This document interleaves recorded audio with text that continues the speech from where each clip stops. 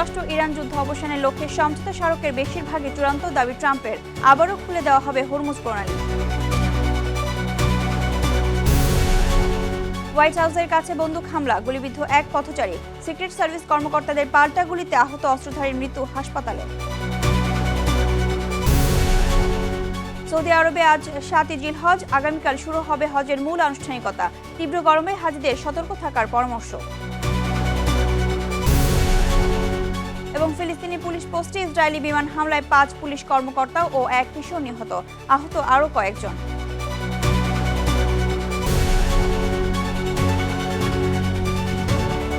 বিশ্বজুড়ে ঘটে যাওয়া দিনের গুরুত্বপূর্ণ ঘটনাবলী নিয়ে আরটিভির নিয়মিত আয়োজন সারাদিনের বিশ্বে আপনাদের সঙ্গে আছি আমি হানিফা। যুক্তরাষ্ট্র ও ইরানের মধ্যে যুদ্ধ অবসানের লক্ষ্যে সম্ভাব্য শান্তি চুক্তি বা সমঝোতা স্মারকের বেশিরভাগই চূড়ান্ত হয়েছে বলে দাবি করেছেন মার্কিন প্রেসিডেন্ট ডোনাল্ড ট্রাম্প।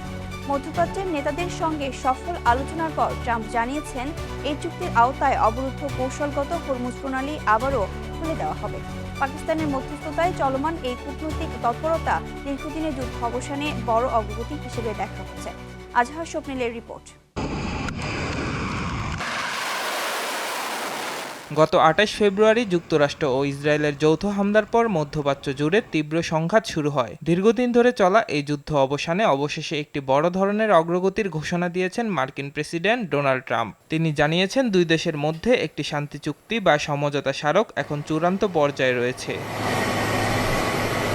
এই চুক্তির সবচেয়ে বড় শর্ত হচ্ছে কৌশলগত হরমুজ প্রণালী পুনরায় খুলে দেয়া। যুদ্ধের কারণে ইরানের বন্দরগুলো মার্কিন ব্লকেডের শিকার হয় এবং ইরানও এই প্রণালীর নিয়ন্ত্রণ নিয়ে জাহাজ চলাচল বন্ধ করে দেয়। ট্রাম্পের দাবি, নতুন চুক্তির মাধ্যমে এই গুরুত্বপূর্ণ আন্তর্জাতিক জলপথের অচলাবস্থা দূর হবে। পর্দার আড়ালে এই আলোচনাকে এগিয়ে নিতে মূল মধ্যস্থতাকারীর ভূমিকা পালন করছে পাকিস্তান। সম্প্রতি পাকিস্তানি সেনাপ্রধানের তেহরান সফরের পর দেশটির প্রধানমন্ত্রী শাহবাজ শরীফের ট্রাম্পের এই শান্তি উদ্যোগকে স্বাগত জানিয়েছেন এবং ইসলামাবাদে পরবর্তী দফার বৈঠকের আশা প্রকাশ করেছেন। এদিকে ইরানের পররাষ্ট্র মন্ত্রণালয়ের মুখপাত্র ইসমাইল ভাগাই জানিয়েছেন, তারা একটি 14 দফার কাঠামোগত চুক্তির খসড়া নিয়ে কাজ করছেন। তবে পারমাণবিক কর্মসূচি, মার্কিন ব্লকের প্রত্যাহার এবং হরমুজ প্রণালীর সার্বভৌমত্ব নিয়ে এখনো দুই পক্ষের মধ্যে গভীর মতপার্থক্য রয়ে গেছে। আমেরিকায় তেলের ক্রমবর্ধমান দাম আর আসন্ন নির্বাচনের চাপে প্রেসিডেন্ট ট্রাম্প এই যুদ্ধ দ্রুত শেষ করতে চান। মার্কিন প্রশাসন ইঙ্গিত দিয়েছে, আগামী 30 থেকে 60 দিনের মধ্যে চূড়ান্ত চুক্তি সই হতে পারে। তবে এখনও পারমাণবিক সক্ষমতার মতো স্পর্শকাতর বিষয়ে আলোচনা বাকি রয়েছে।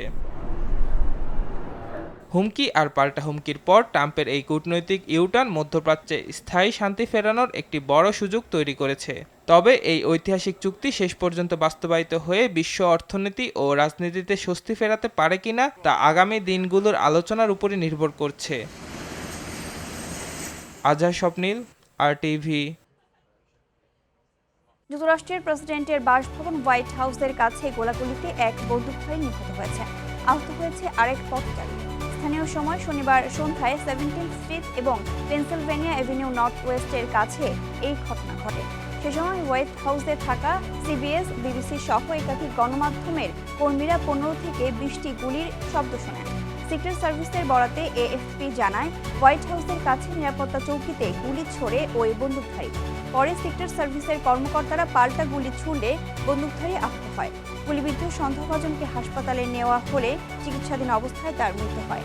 নিরাপত্তার স্বার্থে ঘটনাস্থলের আশেপাশে কিছু সময়ের জন্য লকডাউন ঘোষণা করা হলেও পরে তা তুলে নেওয়া হয়েছে। এখন পর্যন্ত সন্দেহভাজন অস্ত্রধারীর হামলার উদ্দেশ্য ও পরিচয় প্রকাশ করেননি তদন্তকারীরা। সৌদি আরবে আজ 7ই জিলহজ, আগামীকাল মিনায় অবস্থানের মধ্য দিয়ে শুরু হবে হজের মূল আনুষ্ঠানিকতা। সেই লক্ষ্যে সারা বিশ্ব থেকে আগত হাজিরা নিজেদের প্রস্তুত করছেন। বাংলাদেশ থেকেও এবারে হজ পালন করছেন ৭৯,০০০-এর বেশি ধর্মপ্রাণ মুসলমান। তবে তীব্র গরমে হাজিদের সতর্ক থাকার পরামর্শ দিয়েছে সৌদি ও বাংলাদেশ হজ কর্তৃপক্ষ। বিস্তারিত সামিউল শিহাবের রিপোর্টে। শুরু হচ্ছে পবিত্র হজের মূল আনুষ্ঠানিকতা। রোববার মক্কায় অবস্থান করে শেষ মুহূর্তের প্রস্তুতিতে ব্যস্ত রয়েছেন হাজিরা। কেউ করছেন বাইতুল্লাহ শরীফের তাওয়াফ, কেউ খুঁজে নিচ্ছেন মিনার পথ, আবার কেউ মনোযোগী বিভিন্ন নফল ইবাদতে। আজ রাতেই হাজিরা ছুটবেন মক্কার অদূরে মিনা প্রান্তরে। সোমবার দিনভর তাঁবুতে অবস্থান করবেন তারা। এরপর দিন যাবেন আরাফাতের ময়দানে। সেখানে মসজিদে নামিরায় দেওয়া হবে হজের খুতবা। এটি হজের মূল আনুষ্ঠানিকতা। দিনভর আরাফাতের ময়দানে অবস্থান শেষে হাজিরা যাবেন মুজদালিফায়। এরপর রাত কাটিয়ে মিনায় আরও কিছু আনুষ্ঠানিকতা সেরে বাইতুল্লাহ তাওয়াফের মাধ্যমে সম্পন্ন করবেন হজের সব কার্যক্রম। এবারে বাংলাদেশ থেকে সর্বমোট ৭৯,১৬৪ জন হজযাত্রী সৌদি আরবে পৌঁছেছেন। এর মধ্যে ইন্তেকাল করেছেন ২৭ জন। এদিকে গত কয়েক বছরের ধারাবাহিকতায় এবারও হজের সময় প্রচণ্ড তাপপ্রবাহের আশঙ্কা করা হচ্ছে। তাপমাত্রা বাড়ছে মিনা ও মুজদালিফায়। সৌদি আরবের হজ ও উমরা মন্ত্রণালয় জানিয়েছে, মিনা ও মুজদালিফা উভয় স্থানেই তাপমাত্রা ৪৮ ডিগ্রি সেলসিয়াসে পৌঁছেছে। দুপুরের দিকে তা ছাড়িয়ে যেতে পারে ৫০ ডিগ্রি সেলসিয়াস। এজন্য হজযাত্রীদের সর্বোচ্চ সতর্কতা অবলম্বনের তাগিদ দিয়েছে কর্তৃপক্ষ। সামিউল শিহাব, RTV। গাজার উত্তরাঞ্চলে একটি ফিলিস্তিনি পুলিশ পোস্টে ইসরায়েলি বিমান হামলায় অন্তত ৫ পুলিশ কর্মকর্তা ও ১৩ বছর বয়সী এক কিশোর নিহত হয়েছে বলে জানিয়েছে গাজার পুলিশ। হামলায় আরও কয়েকজন আহত হয়েছেন। যুদ্ধবিরতির পর নিরাপত্তা রক্ষার দায়িত্বে থাকা বাহিনীর পোস্ট লক্ষ্য করে দুটি ক্ষেপণাস্ত্র ছোড়া হয় বলে দাবি করেছে হামাস পরিচালিত পুলিশ প্রশাসন। গাজায় নতুন নিরাপত্তা বাহিনী গঠন নিয়ে হামাস ও ইসরায়েলের মধ্যে মতবিরোধ আরও তীব্র হচ্ছে। হামাস তাদের সদস্যদের অন্তর্ভুক্তি চাইলেও তাতে আপত্তি জানিয়েছে ইসরায়েল। এদিকে চলমান হামলায় যুদ্ধবিরতির পর থেকে ৮৮০ জনের বেশি ফিলিস্তিনি নিহত হয়েছে বলে জানিয়েছে গাজার স্বাস্থ্য কর্মকর্তারা। প্রেসিডেন্ট আলেকজান্ডার ভুসিকের পদত্যাগ ও আগাম নির্বাচনের দাবিতে রাজধানীর বেলগ্রেডে বিক্ষোভ করেছে হাজার মানুষ। শনিবার ফ্লাভিজা স্কয়ারে জড়ো হয় প্রায় ১ লাখ বিক্ষোভকারী। বিক্ষোভের এক পর্যায়ে পুলিশের সাথে তাদের ব্যাপক সংঘর্ষ বাধে। প্রতিবাদকারীরা আবর্জনার পাত্রে আগুন ধরিয়ে দিলে টিয়ার গ্যাস ও স্টান গ্রেনেড ছুড়ে পরিস্থিতি নিয়ন্ত্রণে আনে পুলিশ। স্বরাষ্ট্রমন্ত্রী ইভিকা দাচিচ জানান, এ ঘটনায় ২৩ জনকে আটক করা হয়েছে এবং বেশ কয়েকজন পুলিশ সদস্য আহত হয়েছেন। ২০২৪ সালের নভেম্বরে নোভি সাদ রেল স্টেশনের ছাদ ধসে প্রাণহানির ঘটনাকে কেন্দ্র করে শুরু হওয়া এই দুর্নীতি বিরোধী আন্দোলন এখন সরকার পতনের এক দফা দাবিতেই রূপ নিয়েছে। ৪ দিনের সফরে চীনে পৌঁছেছেন পাকিস্তানের প্রধানমন্ত্রী শাহবাজ শরীফ। ২৩ মে থেকে শুরু হওয়া এই সফরের প্রথম দিনে তিনি চীনের হাংচৌ শহরে পৌঁছালে চচিয়াং প্রদেশের ভাইস গভর্নর চু ওয়েন-গুয়াং তাকে স্বাগত জানান। সফরে চীনের প্রেসিডেন্ট শি জিনপিং এবং প্রধানমন্ত্রী লি কিয়াং সহ দেশটির শীর্ষ নেতাদের সঙ্গে শাহবাজ শরীফের দ্বিপক্ষীয় বৈঠক করার কথা রয়েছে। পাকিস্তানের পররাষ্ট্র দপ্তরের মুখপাত্র তাহির আন্দ্রাবির বরাত দিয়ে জানানো হয়েছে, চীনের শীর্ষ নেতাদের সঙ্গে বৈঠকে চলমান যুক্তরাষ্ট্র ইরান যুদ্ধ প্রসঙ্গটিও আলোচনায় আসতে পারে। ইতিমধ্যে চচিয়াং ও পাকিস্তানের পাঞ্জাব প্রদেশের মধ্যে সিস্টার প্রভিন্স সম্পর্ক স্থাপনের লক্ষ্যে একটি সমঝোতা স্মারকে সই করেছেন পাক প্রধানমন্ত্রী। পাকিস্তানের দক্ষিণ পশ্চিম প্রদেশের বেলুচিস্তানের সামরিক সদস্যদের বহনকারী একটি ট্রেনে বোমা হামলা হয়েছে। এ ঘটনায় নিহত হয়েছেন ২৪ জন, আহত হয়েছেন ৫০ জনের বেশি। প্রদেশটির রাজধানী কোয়াটার চমন ফটকের পাশ দিয়ে যাওয়ার সময় বিস্ফোরণ ঘটে। ক্ষতিগ্রস্ত শাটল ট্রেনটি কোয়েটা ক্যান্টনমেন্ট থেকে আসছিল। হামলায় দুটি বগি উল্টে আগুন ধরে যায়। তাৎক্ষণিক ঘটনাস্থলে ছুটে যায় উদ্ধারকারী দল। চিকিৎসকরা বলছেন, আহতদের অবস্থা আশঙ্কাজনক। হামলাকে কাপুরুষোচিত সন্ত্রাসবাদ বলে আখ্যা দিয়ে নিন্দা জানিয়েছেন পাকিস্তানের ফেডারেল রেলমন্ত্রী। এখনও হামলার দায় স্বীকার করেনি কোনো গোষ্ঠী।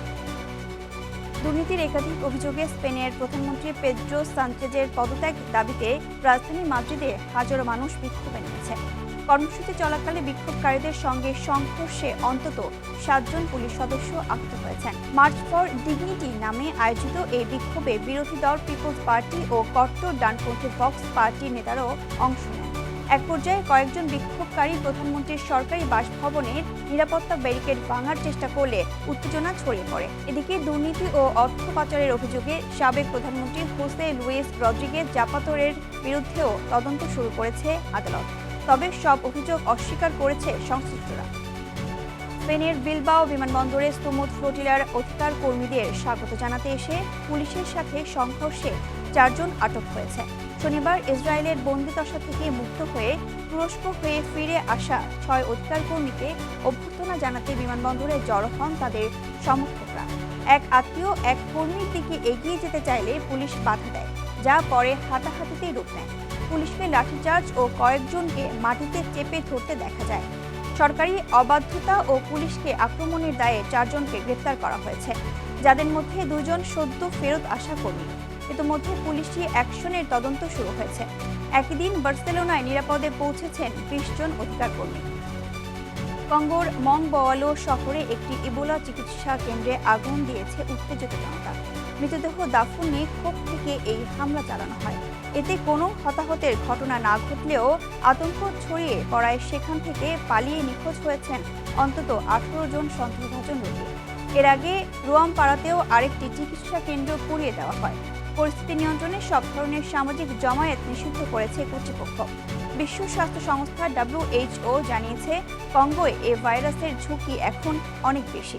এ পর্যন্ত 82 জন আক্রান্ত হওয়া নিশ্চিত করা হয়েছে এবং 177 জন মারা গেছেন বলে ধারণা করা হচ্ছে। এদিকে সংক্রমণ ঠেকাতে আক্রান্ত অঞ্চলের গ্রিন কার্ডধারীদের সে দেশে প্রবেশে নিষেধাজ্ঞা জারি করা হয়েছে। দেশের গণ্ডি পেরিয়ে বাংলাদেশের মহিষ ডোনাল্ড ট্রাম্প এখন আন্তর্জাতিক গণমাধ্যমে। Reuters, Telegraph, Hindustan Times, NDTV সহ আন্তর্জাতিক গণমাধ্যমগুলো মহিষটি নিয়ে নানা প্রতিবেদন প্রকাশ করেছে। কেউ একে বলছেন ঈদ সেন্সেশন, কেউ বলছে ভাইরাল সেন্সেশন। এমনকি ইরানও ট্রাম্পকে ব্যঙ্গ করতে এই মহিষের ভিডিও ব্যবহার করেছে। সব মিলিয়ে বাংলাদেশের মহিষ ট্রাম্প এখন বিশ্বজুড়ে কৌতূহলের কেন্দ্রবিন্দু। বিস্তারিত অঙ্কুর মণ্ডলের রিপোর্টে। আসন্ন কোরবানির ঈদকে কেন্দ্র করে নারায়ণগঞ্জের একটি খামারে নজর কাড়ে বিরল অ্যালবিনো প্রজাতির এই মহিষটি। ধবধবে সাদা গায়ের রং আর মাথাভর্তি সোনালী চুলের কারণে অনেকেই এর সঙ্গে মার্কিন প্রেসিডেন্ট ডোনাল্ড ট্রাম্পের সঙ্গে মিল খুঁজে পান, আর সেখান থেকেই এর নাম হয়ে যায় ডোনাল্ড ট্রাম্প। দেশীয় গণমাধ্যমে আলোচনার পর এবার আন্তর্জাতিক গণমাধ্যমেও উঠে এসেছে এই মহিষের গল্প। ব্রিটিশ সংবাদ সংস্থা রয়টার্স তাদের প্রতিবেদনে শিরোনাম করেছে, Bangladesh rare Donald Trump buffalo becomes Eid sensation. প্রতিবেদনে দর্শনার্থীদের আগ্রহ আর মহিষটির অদ্ভুত চেহারার বিষয়টি বিশেষভাবে তুলে ধরা হয়। যুক্তরাজ্য ভিত্তিক সংবাদ মাধ্যম দ্য টেলিগ্রাফ লিখেছে, Bangladesh to sacrifice Donald Trump the albino bull. সেখানে ঈদুল আজহাকে ঘিরে মহিষটির জনপ্রিয়তা আর সামাজিক যোগাযোগ মাধ্যমে ভাইরাল হওয়ার বিষয়টি গুরুত্ব পায়। ভারতীয় সংবাদ মাধ্যমেও কম আলোচনা হয়নি এই মহিষকে নিয়ে। হিন্দুস্তান টাইমস একে ভাইরাল সেন্সেশন আখ্যা দিয়েছে। খামার কর্তৃপক্ষের বরাত দিয়ে তারা জানায়, বিশাল আকৃতির হলেও মহিষটি স্বভাবে বেশ শান্ত। অন্যদিকে NDTV মহিষের চেহারা ও চুলের সঙ্গে ট্রাম্পের সাদৃশ্যের বিষয়টি সামনে এনেছে। তাদের প্রতিবেদনে বলা হয়, বিরল এই মহিষ এখন বাংলাদেশের মানুষের বাড়তি আকর্ষণের কেন্দ্র।